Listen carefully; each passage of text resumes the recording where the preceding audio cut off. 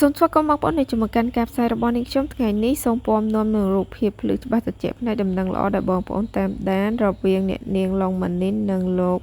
ភិតិផងដែរអ្នកទាំងពីរគឺបងប្អូនទាំងអស់គ្នាតែងតែរងចាំទេសនានៅភាគនេះដែលជាភាគដែលមិនចង់អូសរំលងអ្នកទាំងពីរគឺបានបង្ហាញនៅវត្ថុក៏ដូចជាទ្រព្យសម្បត្តិនិងមាសពេជ្រដ៏មានតម្លៃសម្រាប់កម្មវិធីប្រកាសដំណឹងល្អគឺជាកម្មវិធីភ្ជាប់ពាក្យផងដែរ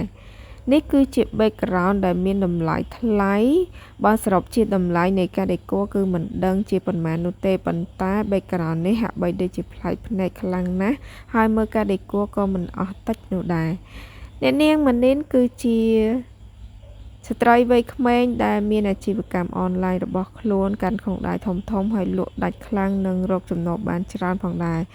នេះគឺជា LAN ស៊េរីទំនើបថ្មីដែលជាសមាជិកបន្តបន្ទាប់របស់អ្នកនាងនិងលោកភិតិហើយលោកភិតិគឺជាតារាចម្រៀងដែលមាន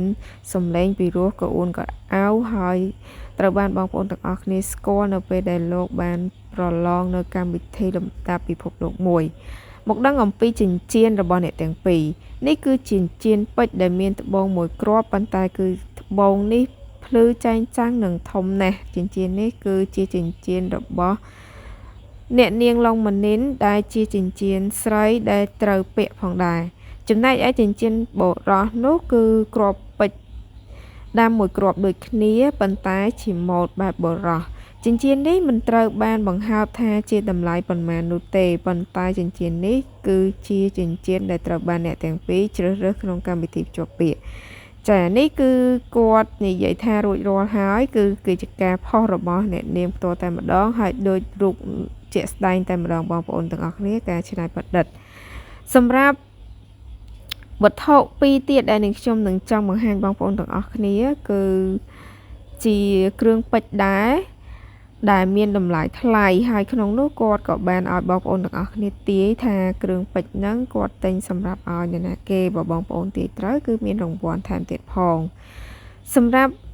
គ្រឿងពេជ្រទី1ដែលអ្នកនាងឡុងម៉ានីនជ្រើសរើសមកនោះគឺជាកាបូបពេជ្រដែលមានតម្លៃដល់តែជិត$10,000បន្ទាប់មកទៀតគឺអ្នកនាងជ្រើសរើសនៅខ្សែកពេជ្រដែលមានតម្លៃ$34,600បងប្អូនទាំងអស់គ្នាអធិស្ឋានដោយសារតែមានការរអាក់រអួលបន្តិចក្នុងការអធិប្បាយអញ្ចឹងនេះគឺជាកាបូបហើយនិងខ្សែកពេជ្រដែលសម្រាប់ការជ្រើសរើសកាបូបពេជ្រហ្នឹងគឺអ្នកនាងគិតថាកាបូបផ្សេងគឺមានគ្រប់អស់ហើយនៅឡើយតែកាបូបពេជ្រទេគឺមិនទាន់មាននោះហើយសម្រាប់ខ្សែកគឺអ្នកនាងមិនបានជ្រើសរើសយកពាក់ខ្លួនឯងនោះទេគឺអ្នកនាងនឹងពាក់ឲ្យនរណាម្នាក់ដែលត្រូវជាសាច់ញាតិរបស់អ្នកនាងផ្ទាល់ប៉ុន្តែគឺអ្នកនាងមិនបានបង្ហាញនៅម្ចាស់នោះទេអញ្ចឹងហើយគឺពិតជាអស្ចារ្យខ្លាំងមែនទែនសម្រាប់កម្មវិធីរបស់អ្នកនាងឡុងម៉ានីនដែលត្រៀមនឹងមកដល់ឆាប់នៅពេលនេះពេលដែលវីដេអូនេះចេញទៅគឺជាពេលដែលអ្នកទាំងពីរទឹកដៃគ្នាប្រកាសដំណឹងល្អតែម្ដងនេះគឺជាព័ត៌មានក្តៅសង្ឃឹមថាបងប្អូន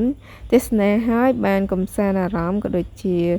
ជួយ Subscribe ឲ្យនាងខ្ញុំអ្នកមួយផងអរគុណ